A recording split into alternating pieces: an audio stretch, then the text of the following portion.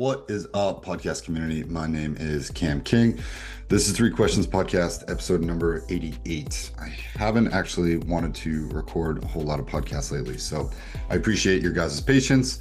If you're listening to this and it's your first time, welcome to Three Questions Podcast. Essentially, I will ask either myself or a guest or discuss three questions that I've gotten from clients this week and try and give a more succinct answer. Try to keep this podcast really short, hard-hitting, 5 minutes each with every single question that I'll ask. That way we can kind of move things along. Nobody really loves listening to a 2 or 3 or 4 or 5 or 6 hour podcast, even if it's with the world's coolest people, right? So short, sweet, to the point. That's how these are always going to be. I do need more guests on the podcast. So if you're listening, you want to come on, talk about your story, have me ask you 3 random questions about any given topics. You can give yourself some insight and some practice. That would be awesome. Reach out to me, 3questionspodcast@gmail.com, or shoot me an email, info@ckcollective.co. CK Collective is my consulting company where I teach entrepreneurs a lot of personal tactics. And I'm also working with a lot of people right now going through breakups, life transitions, and people trying to figure out what the next best thing is for them. And I really love that. I think that's becoming more and more of my niche, is understanding that people go through really tough situations, breakups, divorces, massive failures, injuries, grieving certain aspects of life, and then helping them transmute that power into a personal project or building a business or just getting them to the next level and helping them see the bigger picture. I really, really love to teach. I also love to do. I don't want to be stuck in a classroom for the rest of my life. I love to be out there doing stuff, learning stuff, making mistakes, and improving myself. And then coming back and sharing that, kind of like an Indiana Jones. Maybe that's what I'll be someday. So, anyways, episode number 87. I have 3 good questions, things that came up either in my life or what I saw with clients, things that I certainly spoke to about clients this week. So let's hop into question number 1. Let me get my watch ready. Let me see. Clock, clock, clock. Okay, cool. Question number 1.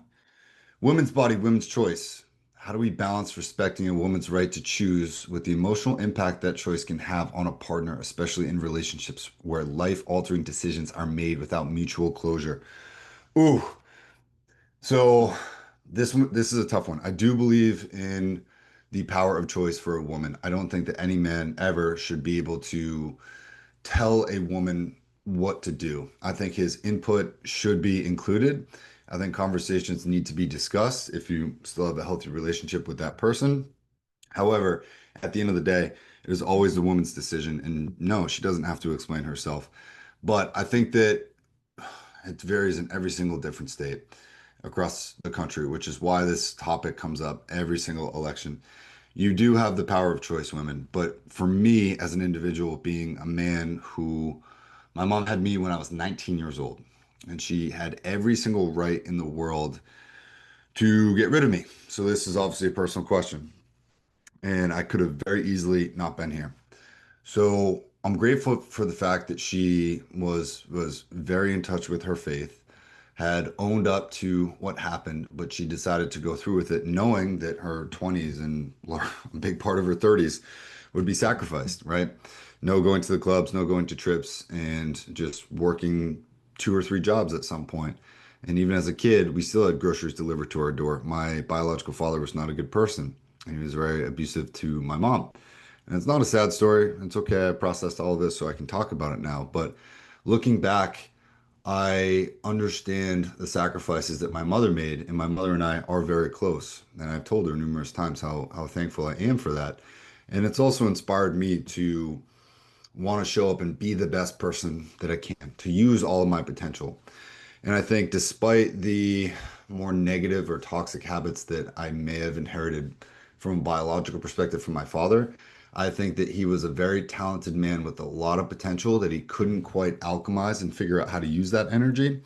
And I think it caused him to self-sabotage. I think it caused him to be super avoidant. I think it caused him a lot of guilt and shame and regret. And I don't want to project. I've only met him once or twice, maybe, I believe. And I sought him out, had those conversations, and that was very healthy for me, looking back. But I really do believe that a woman can have that choice to either move forward with the pregnancy. But I think until you include friends and family and those closest to you and talk about what supporting that would be and what that would look like, I don't know that solely a woman should make that choice. And that may be a controversial statement. We'll see. But I truly believe that if a woman is pregnant, bring it open to friends and family, discuss that, have those hard, difficult conversations, talk to your partner if you still have a healthy relationship and can communicate with them. Go to the doctor, see how things are looking, understand the different timelines, understand what's involved, see where your levels are at, whether or not you have healthcare or not. You have to go to the doctor. You cannot do this on your own. And I think that your support network, your family, those closest to you, including your partner or former partner, have to be somewhat involved in this process. I don't think it's something that one person can solely handle all on their own. And that's why the women's body, women's choice topic is so difficult. I don't know that this country will ever find a solution. I don't think there really is a solution. I think it's a case by case scenario. But when it happens to you personally, you have a completely different perspective on it and understanding from a personal perspective. I have no I have no ability to affect the outcome and the change of a decision that another person makes. Whether it's something where you move on and life becomes a beautiful thing that you can share and you can grow and you can adapt and you can work with. I'm sure that is the most rewarding thing on the planet. But also, if the woman chooses to do something different, allowing both parties involved, right, in the creation of this child, both parties involved need to move forward with their own grieving process. Again, either together or separate. And I think that should be communicated. And I don't think that one person, i.e., the woman, should bear the brunt of that. Okay. So hopefully that provides some context. Like I said, I've seen this one a couple times in my coaching and mentoring and also having these discussions in my own personal life. So take from that what you will. But let's move on to question number two. Okay. How can you love the person but not the pattern? For context, can you truly love someone and still walk away because of the decisions they continue to make? Where's the line between love and self-abandonment? Ooh, great question. Somebody submitted this one anonymously, so I am going to do my best to answer this without getting personally triggered as well, because I have been here. All right, so can you truly love someone and still walk away because of the decisions they continue to make? Yes, absolutely. Think about someone who is an addict, right, an alcoholic or involved in drugs.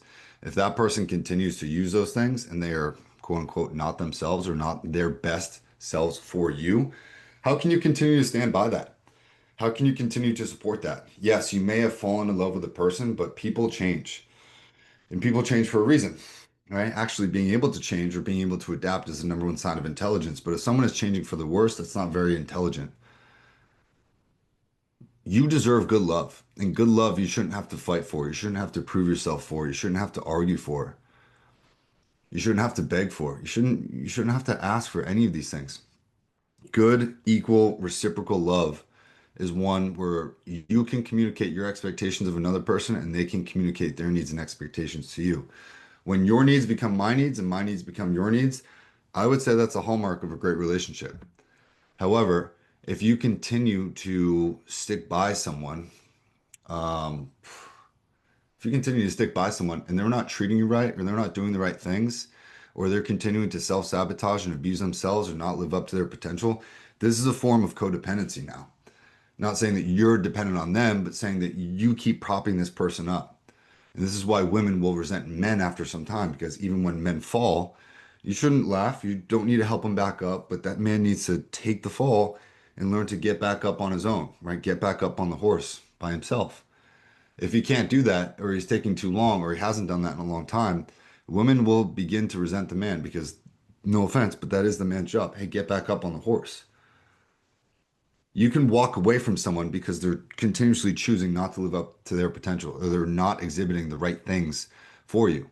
They're not taking you out on enough dates. They're not making you laugh. They're not spending enough time. They're not making you feel important. Those are all fine and fair, but you need to ask yourself, hey, am I being realistic about this? Do I keep moving the goalpost for my partner? Am I driving my partner insane by having so many more wants and needs and desires than him? Is this fair? What are his wants? What are his needs? What are his desires? How am I fulfilling those? Do I just think that I'm fulfilling those things?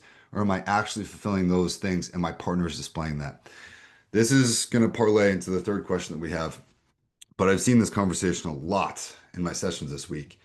I've spoken with a number of different women in their 20s, 30s, and 40s who are all dating someone or dealing with an issue or talking about an ex-partner. And I'm not blaming women for this. I'm not putting you guys in a box. But what I'll say is this, is that I have seen and heard the fact that you guys are consistently moving the goalposts for the men in your lives, and that is driving men fucking crazy. Stop moving the goalpost on your happiness, on your fulfillment, on your wants, on your needs. It is like 50 to 1 in terms of the things that you want and then the things that they want and they need, right? They want love, they want sex, they want intimacy, and they want you to just get off their back all the time and let them do what they want to do and need to do for you so that they have more time, more money, more things so that they can take you out and make you feel good. If you feel like you have to prompt your man consistently, poke and prod and nag or point out or cause a fight just so you can try and make something look really serious in order for you to get what you want, that is extremely toxic behavior. That is toxic femininity. You don't need to do that. A conversation can be had, and good men will hear you the first time and they will make the change. Sometimes even good men need to learn something a second time. Okay. But what I mean by women moving the goalpost, it means that, okay, your man's finally doing this because you've asked 17 times. Now you add the next layer of that. Okay. Now you add the next layer of that. One thing that, this is kind of a personal anecdote, but the past couple girls, for whatever reason, I've dated, hate when I walk my dogs off the leash, right? It drives them crazy. And every single time, like it would do it, and I'd be like, I'm not putting my dogs on a leash. No, they listen, they're well behaved, they're right by me. They're not going on a leash. I've walked them their whole lives without it. They don't need it. I like it. I'm not going to start doing this now unless we're like in the city and there's like really a lot of cars. But on trail, no, I'm not going to do this. And they will continue to ask me to do this. And it got so bad one time that it was like, now I had to start leashing them in the house before I brought them out, right? To even go just to the car. And I get it. That's what most people do. That's not asking a lot for me. But that kind of drove me crazy. I've realized that was one of my non-negotiables, right? It came from like, oh, every once in a while when we're out in the woods to, okay, now we're here. Now we need to do this. Now I need to leash them before we do this. Now we don't even need to take the dogs with us on errands. Now we're just leaving them home more often. And I was like, I don't like where this is going. I kept feeling the goalpost being moved, right?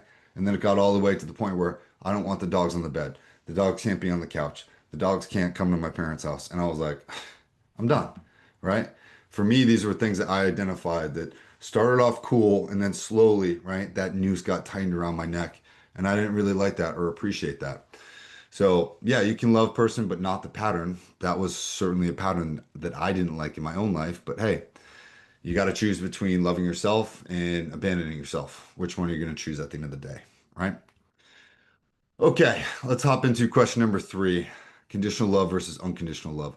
What is the real difference between unconditional love and codependency? Is love still unconditional when it comes with non-negotiables? Ooh, great question. All right, so really quick, a condition is something that's in a term or a contract. It's a condition that has to be met. Hey, we're going to build this project, but the condition is that the client will pay $1 million dollars plus a 10% consulting fee, whatever. Okay, cool. So 1.1 million. Got it. Roger that. Unconditional means that there's no conditions, right? It means that you do what you do as you are. It is what it is, kind of thing. Unconditional love means that you're able to have love for a person, but know that you're not meant to be with them. You don't even need them. You actually wish them the best. You are no longer capable of hate or dismay or any kind of miasma towards that person because you just generally want what's best for that person now. That's what unconditional love is. My first ex, I almost said her name. My first ex, I do have unconditional love for her now. I don't think that there's really any residual hate that I have in my body. She taught me a lot. She was an amazing person, and that was an awesome 7 years. And unfortunately, things at the end, they did not go well, right? And we both hurt each other for sure, but I don't really hold any resentment for that. My second ex of 3 years, I am still I'm over it and I've forgiven her and I've forgiven myself, But yeah, that one hurt in a very different way, and I don't know that I have quite hit the unconditional love aspect there, which is fine, right? I still have a little bit of bitterness because of something that was said that was a little bit more personal than it needed to be and threatening towards the end of that relationship. So I'm a little bit more defensive on that front. But I think that conditional love is what most people have when they're in a relationship, which I am, and I have conditions for loving the person that I'm with, right? Some of those conditions are, the aforementioned dogs, right? The aforementioned communication aspect, the aforementioned having similar goals, not speaking ill to each other, spending time with friends and family in a reciprocal way, right? Not a lot of nagging. I have many conditions, as do you, as a human being. And when we're in a relationship, it is the ability to communicate through having those expectations that allows us to succeed in that relationship or not. When we do not communicate what these conditions are, that's when the problems arise. That's when people get emotionally triggered. That's when people get emotionally upset. That's when people self-abandon or don't speak up for themselves because they don't feel like they're worth it or they deserve this or that. And then they kind of just walk away or they sit with that resentment until they explode on another person. And that's not really fair in a relationship. So I talk about boundaries, protocols, and non-negotiables quite a bit as well. But a boundary is mental, physical, emotional, spiritual, academic, financial. You have boundaries. You probably just haven't ever taken the time to write them down. A protocol, for every boundary that you have, you also have to have a protocol. And a protocol is when X happens, you do Y. Okay, X happens, I do Y. Buddy comes up, slaps me on the ass. I say, hey, keep your hands to yourself. I don't want to be touched like that. We're in public at a bar. Shame on you. Buddy says, okay, cool. Next time we hang out next weekend, buddy comes up, slaps me on the ass, goes, what's up, bro? And I go, hey, we spoke about this. Next time you do that, I'm going to terminate this friendship. You understand? And he goes, cool, got it. Buddy no longer does that anymore. That is setting a boundary and having a protocol. Buddy slaps you on the ass, you set the protocol. If you do that again, we don't need to be friends anymore. I don't need to hang out with you, right? That's how easy it is to set up good boundaries and protocols. Non-negotiables are things that you need for your life. So answering the question, is love still unconditional if it comes with non-negotiables? Yes. Unconditionals for me, hey, if you want to date me, you want to be with me, you want to marry me, you want to have kids and a family together, you got to treat the dogs with the same respect, if not more than I do, right?